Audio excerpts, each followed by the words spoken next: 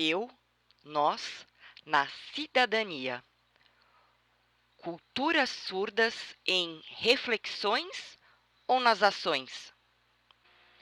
Boa tarde, agradeço o convite.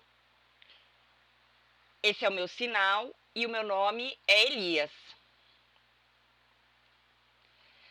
É um prazer estar aqui com vocês. Eu fico emocionado e feliz com a presença de cada um.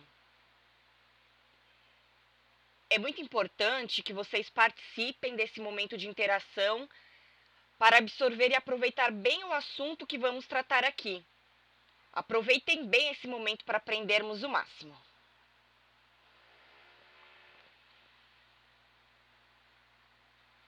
Eu sou professor da Unifesp no Polo Guarulhos. Conforme o slide, o tema que vou apresentar é Eu, Nós, na cidadania, cultura surda em reflexões ou nas ações? O porquê ou para quê? Talvez alguns de vocês nunca tenham imaginado uma situação como essa em palestra, ou seja, a presença de um surdo diante de vocês. Sequer refletiram como seria trabalhar com um surdo. Eu também. Tempos atrás, eu não imaginava estar em um espaço como esse, em situação de palestrante. Mas, no decorrer do processo, as coisas foram acontecendo passo a passo, informação acadêmica. Hoje, eu tenho várias formações que me ajudaram a chegar a esse momento. Então, agora vocês estão tendo acesso a essa informação do eu, nós, juntos. Significa essa troca de compartilhamento, eu e vocês em mim.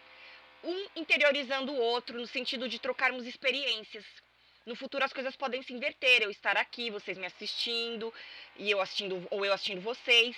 Isso ressignifica as pessoas. O principal objetivo aqui é convidar vocês para uma reflexão bastante importante no que se refere à palavra cidadania. Mas o que significa? O que é ser cidadão, cidadã? Então, como isso se realiza com o surdo na sociedade e no decorrer do seu processo de vida e de história? Como se dá isso? Então, primeiro, considerando o contexto de cidadania, existe todo o contexto histórico, legislativo, a Constituição, há todo um dispositivo legal que explica sobre cidadania, mas de fato, o que é ser cidadão nessa relação humana? Existe uma preocupação com esse outro e esse outro em mim? Esse outro está descolado de mim ou eu estou descolado dele? O que eu tenho a ver com esse outro em termos de relação humana?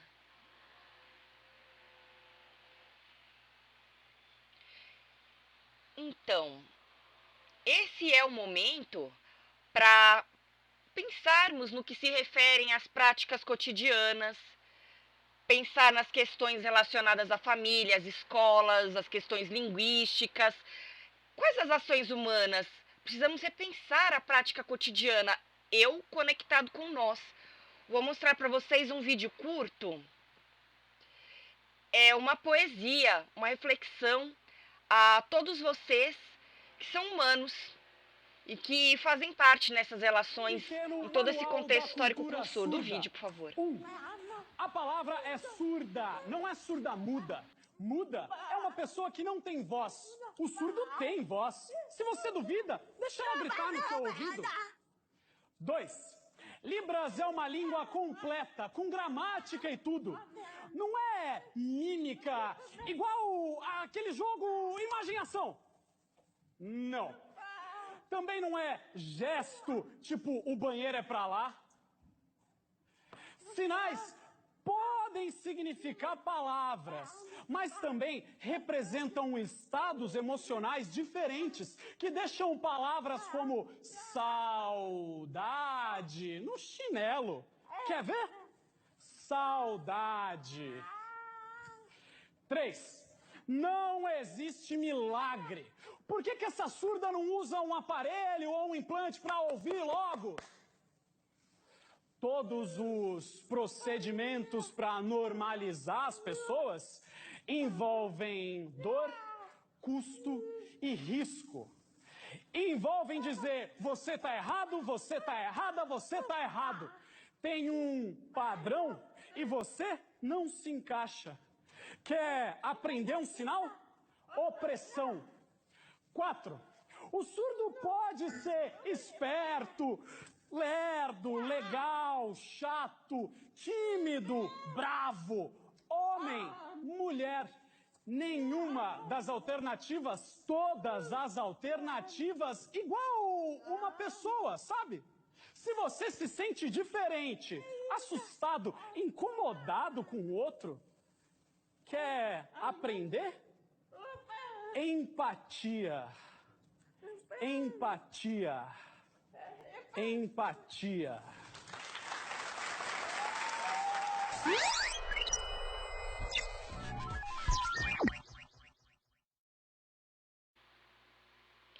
Viu que interessante? Empatia.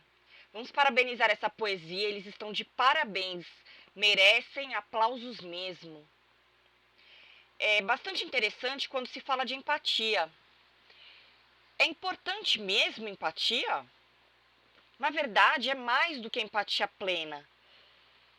É, na verdade, relação com o social, com o histórico, com o cultural.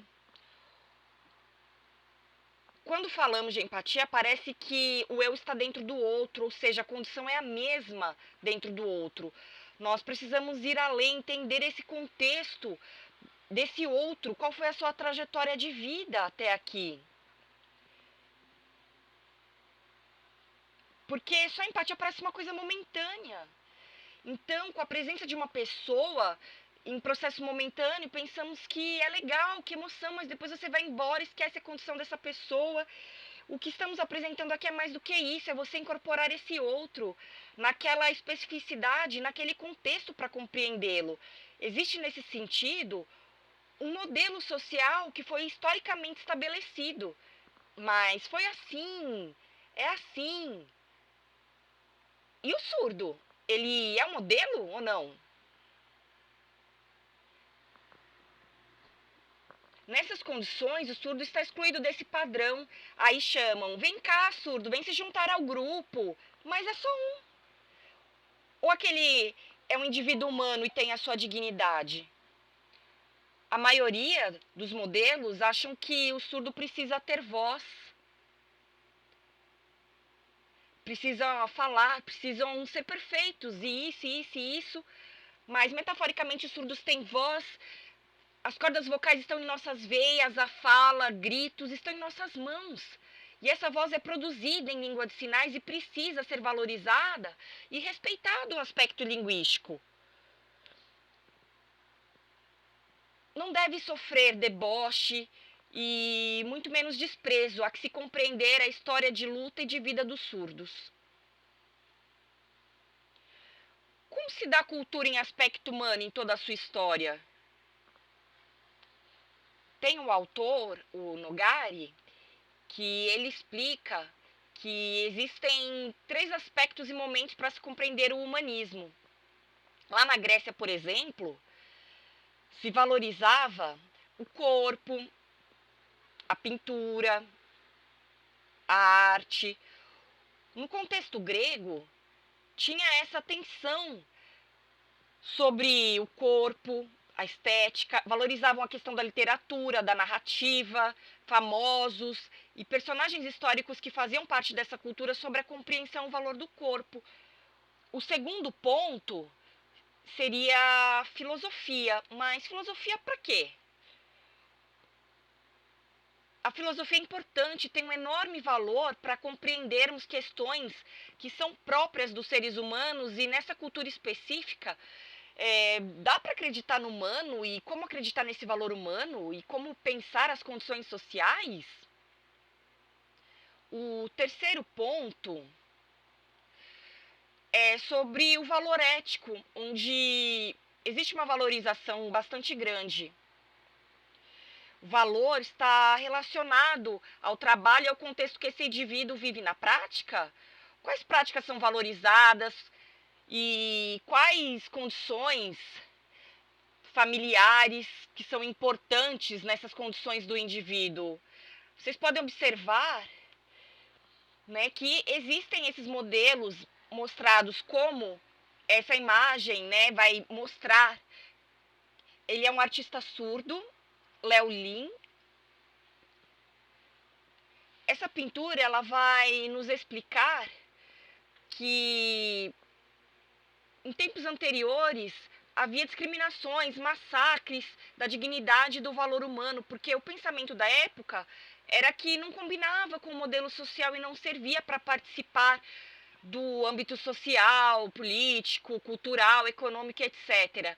Essa imagem nos representa muito bem as marcas provocadas, como se estivessem espremendo o indivíduo, uma espécie de controle mesmo. O outro controlando, não respeitando, coisa forte, né? Essa forma que eu posso considerar como um anti-humanismo. É um anti-humanismo mesmo, porque não valoriza a relação das pessoas surdas. É uma forma de poder e de controle sobre o outro.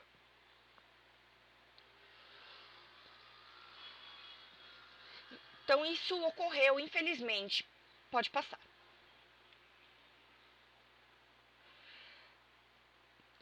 Cultura surda amordaçada. Temos a língua, mas percebemos um controle de uma cultura linguística sobre a outra. Como se libertar disso para uma reflexão? Como é possível isso no contexto dos surdos? Precisamos refletir sobre isso.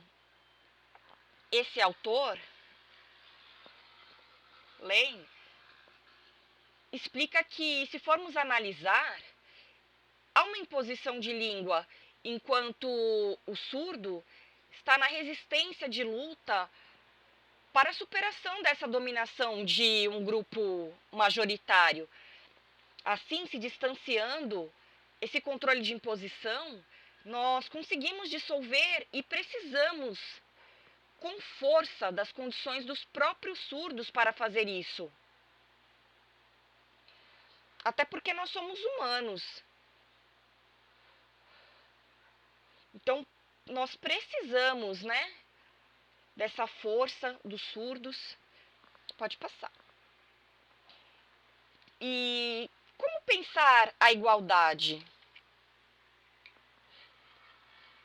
A igualdade, de fato, ela existe ou não? Ou fingimos?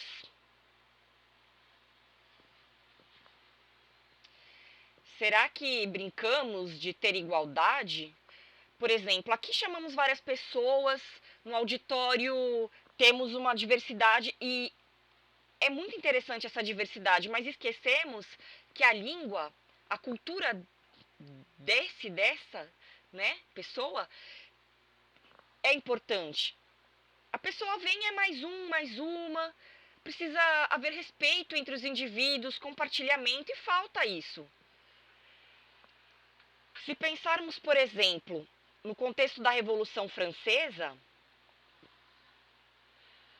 temos igualdade, liberdade, fraternidade.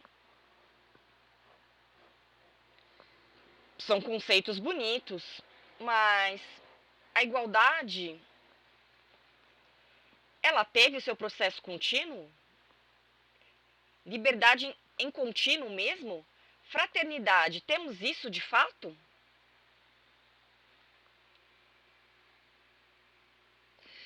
São reflexões no sentido que igualdade e liberdade tem um problema muito sério. Todos nós e cada um de vocês precisa refletir sobre isso. Historicamente, foi um processo de luta, mas o que de fato é a liberdade? Conseguimos participar da sociedade, lutas políticas. Então, a igualdade, assim como a fraternidade, são dois conceitos que ainda apresentam problemas de interpretação. Parece ser valorativo a igualdade no momento de que todos nós, cidadãos, votamos e nas discussões políticas refletimos sobre isso, sobre a base social. Vemos que a estrutura social de um país apresenta suas falhas e, de fato, há desigualdade. E para o desequilíbrio social, nós vemos que isso é algo muito forte. Será que conseguiremos desfazer a manutenção dessa realidade desigual para ajustarmos a igualdade? Será que vamos conseguir fazer isso? Precisamos refletir. Isso se dá por meio de discussões políticas, sociais, nas lutas, porque a questão principal está no controle social, nesse contexto que está inserido. Mas o surdo, como é que ele fica? Quais os grupos em que fazem parte? Como se dá no cotidiano? Precisamos refletir todas essas questões e suas funções históricas. Isso é extremamente necessário. Agora, o vídeo. Quando pensarmos nessas estruturas políticas de luta, de reivindicações, como considerar a igualdade? Precisamos pensar. Vou passar um vídeo a vocês.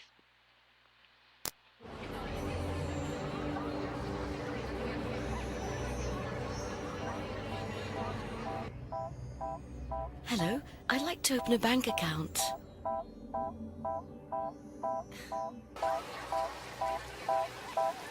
One is the loneliest number that you'll ever do. Two can be as bad as one. It's the loneliest number since the number one.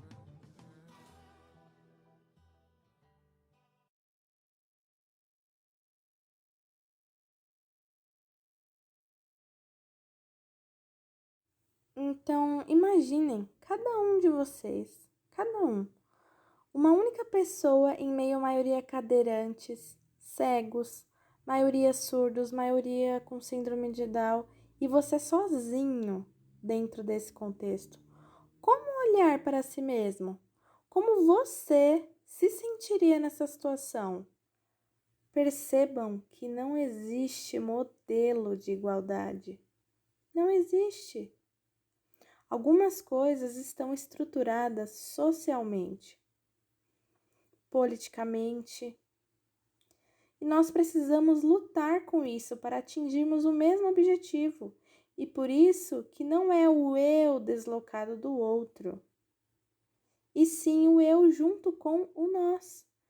Eu interiorizado em você e você interiorizado em mim, ou seja, somos nós e é essa troca. Não está dentro do outro no sentido momentâneo de emoções, mas é a real compreensão do ponto de vista em contexto maior de vida para melhorar um com os outros. É esse ponto de vista que consigo compreender o indivíduo surdo. Passe os slides, por favor. Então, ao falar sobre a cultura surda, é preciso entender que, na verdade, não existe uma cultura surda, mas sim vários grupos, várias comunidades. Por isso, precisamos ir além de um ponto de vista comum, no sentido de entender que cada um tem seu próprio contexto linguístico, também contexto de comunicação, também no processo de informações, ensino-aprendizagem, acesso a diversas informações. Enfim, não há um único ponto de vista, mas considerando tudo isso, podemos sim compreender a cultura surda, por exemplo, dentro do contexto familiar. Surdos de famílias ouvintes, também, por exemplo, surdo de famílias de surdos, ou surdos estrangeiros que nascem em outros países, surdos de outros estados e cada um vem de uma realidade particular. Isso faz realmente muita diferença da região onde a pessoa nasce e vive, mesmo sendo em território nacional.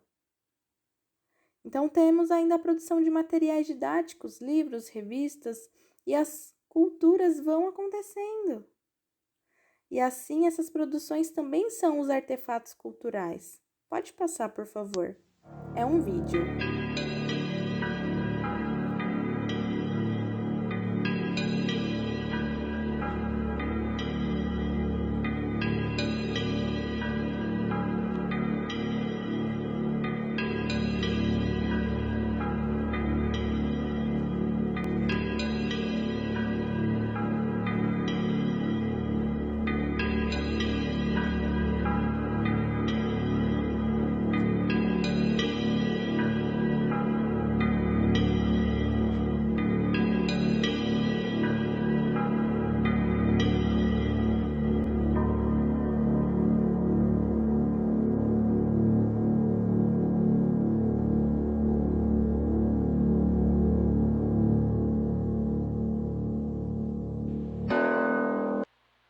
Que interessante.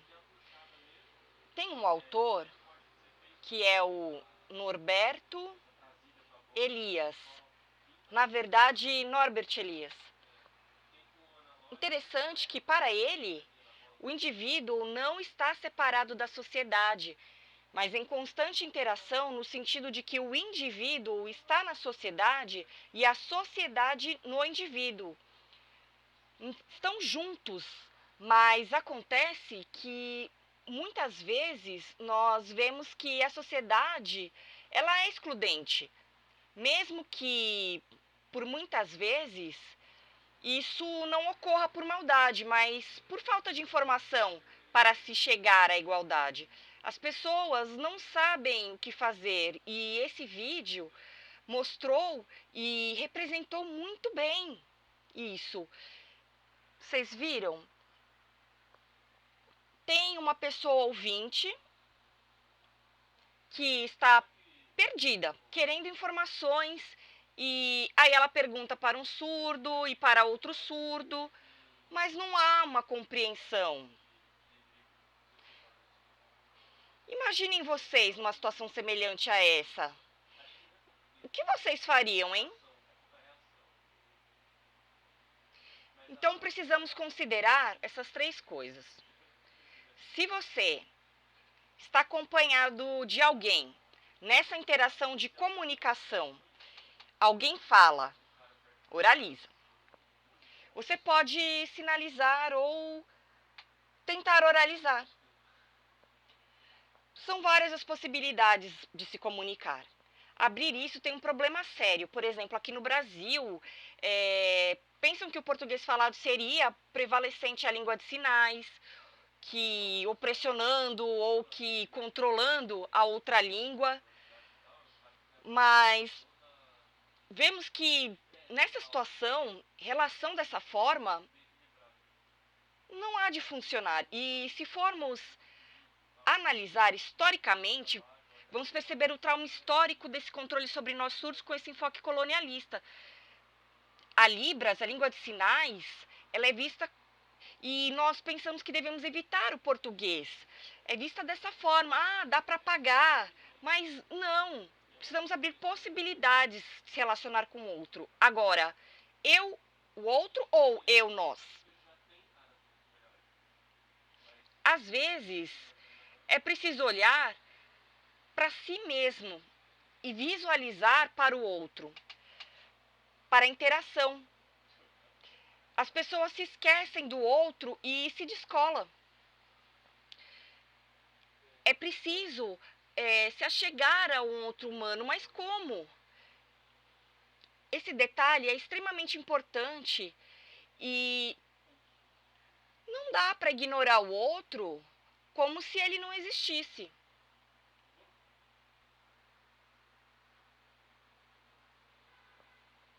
Precisamos perceber a existência do indivíduo na relação familiar enquanto processo de cultura cidadã. Na questão familiar, família com surdos e ouvintes, há aquela família que quer aprender essas novas condições, porém, outras famílias ignoram ou têm vergonha do próprio filho e não aceita a condição de ele ser surdo. Nesse contexto, ele precisa impor sua liberdade. E, por outro lado, a comunicação, desde criança para a fase adulta, é uma possibilidade de compartilhamento social. Outro exemplo, uma família de surdos e filhos surdos. Não é apenas para o surdo, mas abre possibilidade para o mundo. Precisa ser repensado. Essa realidade existe. Pensando no contexto escolar, qual o papel do professor nas questões sociais e escolares? Nós precisamos apagar esses preconceitos. E no âmbito do trabalho, é preciso se pensar em melhorar a vida das pessoas em termos de cidadania para outras possibilidades. E aí eu pergunto a vocês, quem cabe no seu todo? O surdo cabe no seu todo? Alguém com síndrome de Down cabe no seu todo? E aproveitando esses questionamentos, eu pergunto a vocês, lá atrás, em algum momento da vida de vocês, já tiveram um professor surdo? Uma pessoa, duas, legal, hein? E outra pergunta, em algum momento da vida de vocês, já tiveram um professor com síndrome de Down? Um filósofo Down?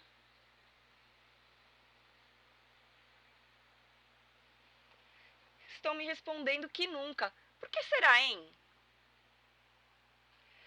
E um professor cego?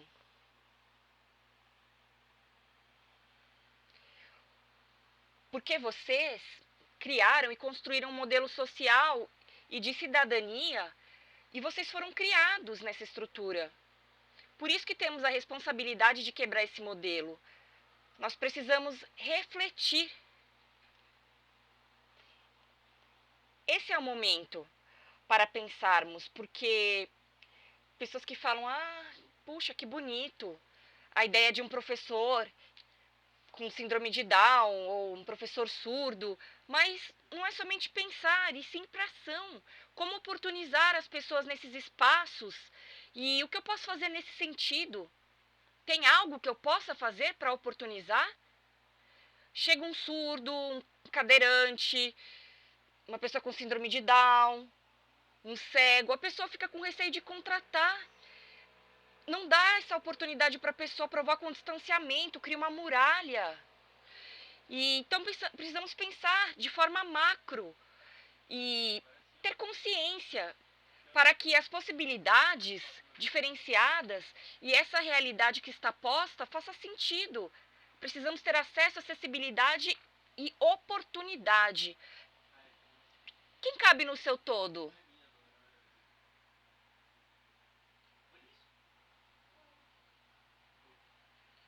Essa é uma questão bem séria.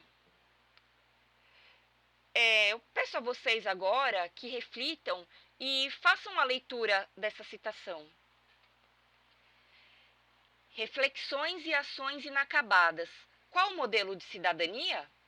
É importante entender que não existe um único modelo de cidadania e que existem culturas surdas com arcabouço linguístico diversificado, histórico, de resistência e expansão. Precisam ser reconhecidas e valorizadas para o desencapsulamento do humano surdo, ou seja, um processo libertário e libertador para a cidadania plena que ressignifique em sua vida familiar, escolar e social. É isso. Muito obrigado pela atenção.